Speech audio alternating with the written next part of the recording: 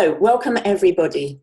This is United in Strengths on Labor Day in the US, not necessarily a holiday in the rest of the world, but it is a holiday for some people here. Obviously, there are many, many people that even on Labor Day, even on a holiday, they're working. So I don't want to make it sound like the whole of the US is shut down. Everybody is having to do their bit, and a lot of people are working today. And some people just don't have the opportunity to take time off at the moment because they need to be able to work. It's Labor Day in Canada too. Thank you, Pierre. And Melvin says no change for him based on the fact that today is Labor Day. So we're all experiencing this a little differently. So I've had a strange weekend contemplating what we were going to talk about today. Some of you, if you're in America, you probably know. If you are in the rest of the world, maybe you know, maybe you don't. But a really outstanding actor died a couple of weeks ago, well, actually about just over a week ago, Chadwick Boseman, who'd really made his mark in many movies in the last few years, but he was only in his 40s, and he died on a Friday of colon cancer. And what I've seen is an outpouring of people's emotions around the loss of someone so young, it being somebody who it wasn't related to COVID, that there was another disease he was fighting. But the most remarkable thing about him was that he kept it to himself. Obviously, his family knew that he was ill. He'd had colon cancer for 4 years. But he kept that to himself, and he continued to do amazing things. So in the face of a really huge challenge, he, with the support of friends and family, was able to continue acting in some of the most amazing roles that he had in his career. Now, that's Chadwick Boseman. I'm going to come to him in a moment. That set me in mind of my father. So I don't mean this to be all sort of maudlin and morose today, because this is a celebration for me. But my father died 20 years ago this coming Thursday. He died suddenly.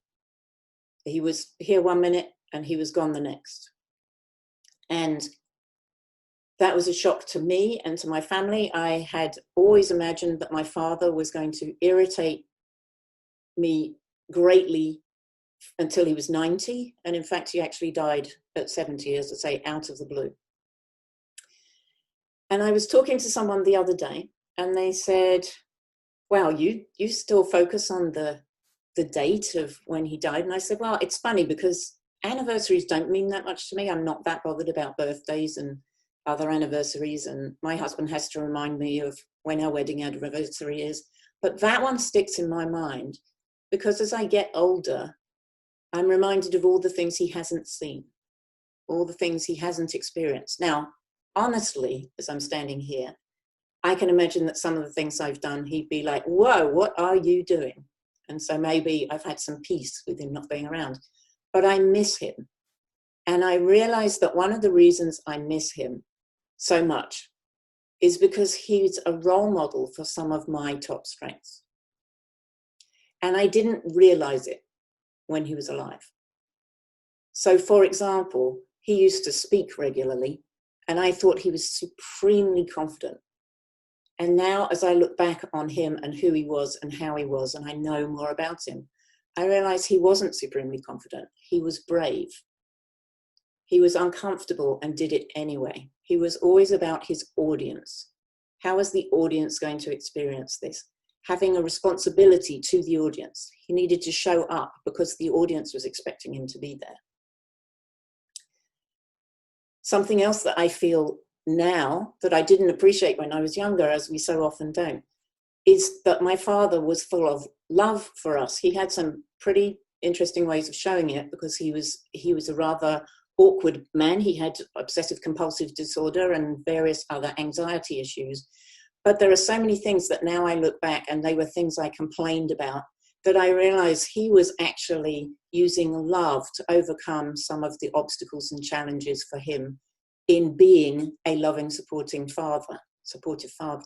And so I feel now, especially now I do this character strengths work, I feel like I appreciate him more than maybe I did when he was around. And I appreciate him more than a year after he died or 5 years after he died, as I'm going through some of the stages of life that he went through, and I'm able to do that comparison and say, oh, you know what, I probably didn't understand as a much younger person what that aspect of life was like for him. So thinking of him as being a speaker, and obviously nothing like being an actor in all these great movies, but he used to stand up and speak about really boring things like the disposal of nuclear waste in London. He used to talk about playground surfaces and how we could make them safer for children. He and a colleague worked on a test to be able to determine whether or not concrete that's reinforced by steel was actually breaking down because the steel within the concrete was rusting. They did these things that for the rest of us just increase our safety. For him, they were his life, his passion to make the world a little safer. So what I want to do today is I actually want to share a tribute that I found to Chadwick Boseman. So as I say, he died the Friday before last, colon cancer. He was 43. He's a man that put himself out there right up until the last moment. He was always about how he was going to influence other people. And I've seen various interviews with him. I've seen his speech he gave at Howard University. And I thought about sharing several of those things. And I thought, no, it didn't feel quite right to me to take his words. And I don't want anyone to feel like I'm taking anyone's words. But I wanted to share this that I had seen in the route. So Logan Coles, in case you don't know, Logan Coles was Chadwick Boseman's production partner, and they were extremely close. They met at Howard University and worked together very closely on all sorts of projects thereafter. And he sent this letter in to the route that described his feelings. And what I invite you to do is, first of all, listen to what the letter contains. Maybe think about the story of Chadwick Boseman, or maybe think about someone who you realize has influenced you, and maybe you didn't realize in the past how much they influenced you, or maybe you didn't recognize the strengths that they were displaying to you. So think about either Chadwick Boseman and his story, or someone that you've known either directly or someone that you've seen from afar, and see what strengths you spot. And please feel free to share them in the chat. I'll also open up the line when we're done to see what struck people. But this is another opportunity for you to do some strengths spotting in the story you hear or the story that you're thinking about. So again, this is Logan Coles, Chadwick Boseman's production partner. So it starts, iron sharpens iron, a message about my brother, my friend, my comrade. Not sure where to begin, where to end, what to include. And I encourage you to spot the strengths in Logan Coles as well. So there's Logan Coles, anyone you're thinking about, and Chadwick Boseman in this story. No way to sum up our friendship and collaborations in mere words. 26 letters in the alphabet aren't enough. Written words and paragraphs seem insufficient in articulating all that is in my head and in my heart. But I'll start by expressing gratitude. Even amidst my immense sorrow, I'm grateful. Grateful for the outpouring of love for Chadwick's family during this extremely difficult time. Grateful to Chad's family for sharing their beloved son, brother, uncle, and husband with the world. They've handled everything with such grace that I'm in absolute awe. And I'm eternally grateful for my dear brother, Chad. God doesn't bless us with too many people who literally transform our lives. My friendship with Bose profoundly transformed mine. I'm going to skip the next couple of paragraphs. And he says, we made a lot of rookie mistakes along the way, but we always grew as artists, as writers, as producers, as brothers. We spent more time in rooms writing, rewriting, and arguing and building and freestyling than I can count or even fully remember. And all the while he was teaching me, even when I didn't realize it, trust the process, do the work, be still and listen to the spirit. Let it guide you, be intentional and unapologetically black. Bose taught me patience, fearlessness, diligence, to be guided by the Spirit of God and the ancestors in all things art and life. All those countless late night writing sessions when we'd hit a bump in the flow at 4 a.m. and he'd stretch out on the floor and close his eyes. And I'd be like, did this dude really just fall asleep? And I'd sit there staring at my computer, trying to make sense of some scene or monologue or story beat. And then all of a sudden, out of nowhere, he'd pop up, open his eyes and say, I got it. And then brilliance would flow effortlessly out his mouth.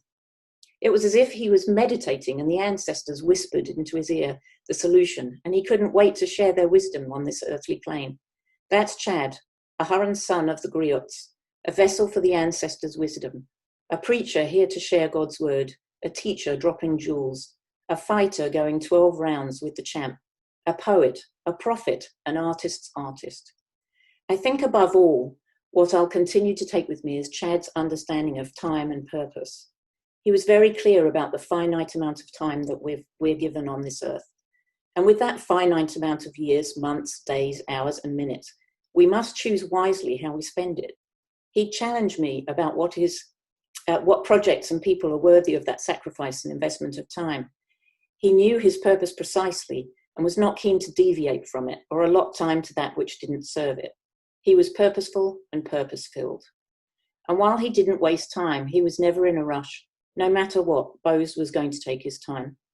Anyone who knew him knew that he could not be rushed, but he would always make time for what was important to him. Family was important to him. He always made time for them. Art that was meaningful and impactful was important. He made time for that. Roles that spoke to what he believed and wanted to put into the world was important to him. He made time for that. But Chad also knew the power of saying no. If it did not align with its purpose, he said no. I watched as he refused more money, more roles, more projects than he accepted. And that wasn't easy early in his career. Saying no was a true sacrifice then.